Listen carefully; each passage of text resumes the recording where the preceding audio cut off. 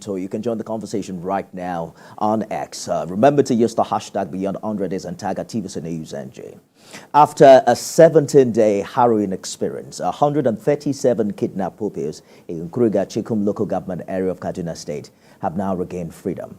The General Officer 1 Division Nigerian Army Major General Miyariso Soraso says of both kinetic and non-kinetic approaches were adopted in the rescue mission of the school children.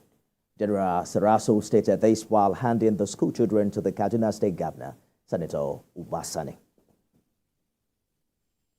Unfortunately, the staff member, Mr. Abubakar, is not here with us because he was reported to have died while in captivity. May his gentle soul rest in peace. Consequently, there are here present this afternoon and also at 1 Division Medical Services and Hospital, a total of 137 students of the government secondary and local education authority primary schools, Kuriga. Now let's break the figure down for you. Out of the 137 students, 133 of the rescued Kaduna school children were presented to Governor Sani this afternoon. 6 of the rescued school children, including a male and 5 females, are still undergoing medical treatment at the Dalat Barak Hospital of 1 Division Nigerian Army. The governor has also openly addressed the concerns about precisely how the students were rescued. We should not politicize the issue of insecurity in Nigeria. And that is the reason why we are very discreet in the way we approach this issue, and today we are successful. But any attempt to continue to undermine the effort of the security agencies in Nigeria in the name of politics is jeopardizing the lives and properties of our innocent citizens in Nigeria. So I want to caution, particularly the media and some elements within the society, who since the return of these children, they have been coming with some permutations about what happened. How are they returned? In my own opinion, maybe most of these people are not being happy that these children are back. Because if they're happy, they should celebrate it. That is the most important thing. Just like the families of these children are already celebrating their returns. Now let's dig deep into this development. Governor of Kaduna State, Sani, joins me live on the program. Your Excellency, thank you for talking to us. This is huge relief for everyone who's been following this story, and you have interacted with the students. What's your assessment of their state of health, and when exactly will they be reunited with their families? Thank you very much, my brother. First and foremost, we give thanks to Almighty Allah for the safe return of our children. We received them, all of them.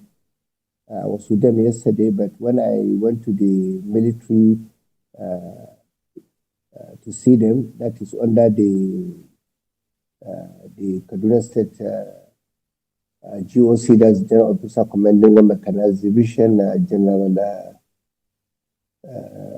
also sat down with me with his consulting. I saw the family of them before I visited the children, and of course, out of the 137, 6 of them were hospitalized in the military hospital.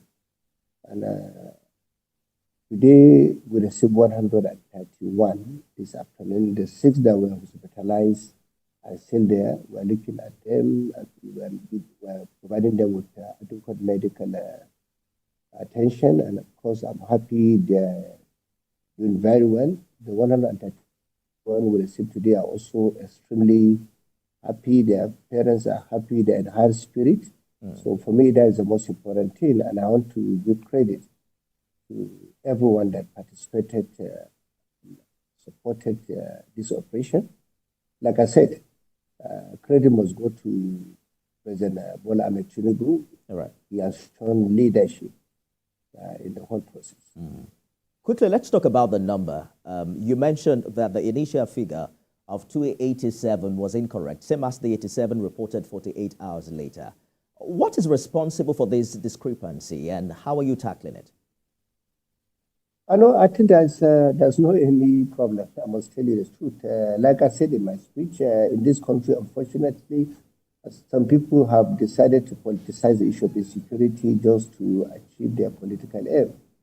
And of course, there's nothing wrong in being in the opposition. There's nothing wrong in going against the government once in a while. If government is not doing anything in the area of healthcare, education, infrastructure, you should come out and oppose the government. Some of us, if you look at my incident, I was in the civil rights movement. We fought successive military governments in Nigeria fighting for democracy. But of course, for me, it's normal to be in opposition and you can oppose the government. But to be irresponsible to the extent of people going outside and manufacturing numbers, I must tell you the truth. Most of the people that went to the media with 287, most of them did it deliberately. They had no contact with the community. They had no contact with the families. They had no contact with the government. So they sat down in their own bedrooms or in their offices and manufactured numbers. So that was the reason why some of us did not join issues. I, in particular, I didn't join issues with them because, as we are speaking, I have the entire register of Kuriga primary school as well as the secondary school. We have SUBED. That's the agency responsible for primary school and junior secondary school in Kaduna. Every student in Kaduna State, we have his register, we have the numbers, we have everything.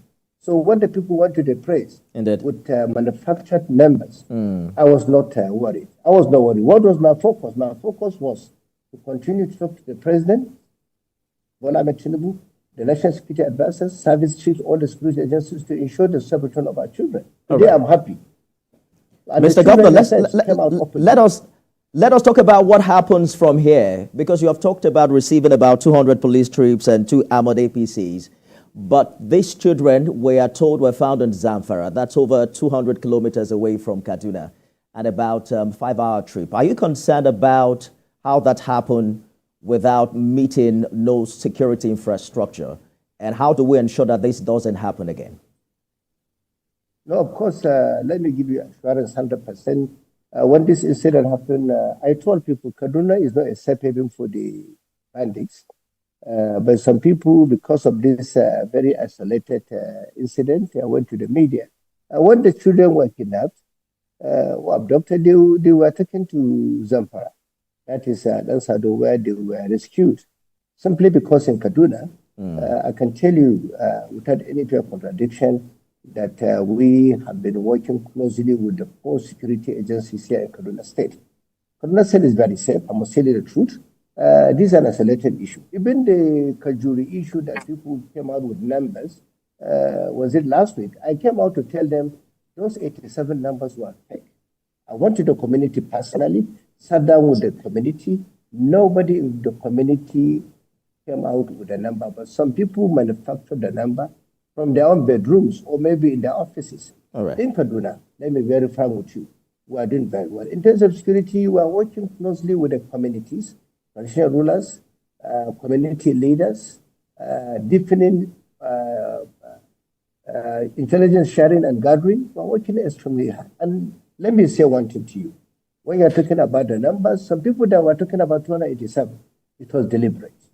They knew they had no contact with anyone. All right. They said that and manufactured the numbers. All right. So let me clarify that clearly. But I'm also cautioning some people because, look, you can oppose the government, but please don't jeopardize the lives of this. I hear you clearly, Mr. Governor. And you have established that time and time over again that figure was inaccurate. You have 131 of them with you right now. Talk to us about their mental health and what government is doing to better rehabilitate them. This afternoon, I made it clear. Even when I saw the 6 of them, they were in the hospital, in the military hostel. They are under our care as we are speaking. We, all the 131, as well as those in the hospital, they will go through a thorough psychosocial therapy and counseling. Of course, you know they're children. They went through a lot of trauma. I am talking with the parents, and I'm telling the parents to be calm. They will be with the children, but it's the responsibility of the government to look after the welfare of these children. Like I told them yesterday, all of them are my children. That is the most important thing. I would treat them like I'm treating my own biological children. That is a fact of the matter. Because we know the responsibility of every government is to protect the lives and properties and dignity of every citizen. And in Kaduna, for us, it's important. And healthcare, like you know, is not a privilege. It's a right. So for that reason, I will try my best to make sure that they go through a lot of therapy. For instance, as we're speaking now, they are with doctors, they are with psychologists, they are counseling them, they are with us. We have a place where we're going to be. Even this evening, like I said, I'm going to go and have dinner with them. They will have dinner with me after breaking up fasting. I will interact with them. I'm happy. They're in high spirit. Even yesterday, a few of them have told me what they want to read. Some of them are going to be medical doctors. Some of them are going to be accountants, lawyers. So they are in high spirit. They believe in our government. They believe in what we're trying to do.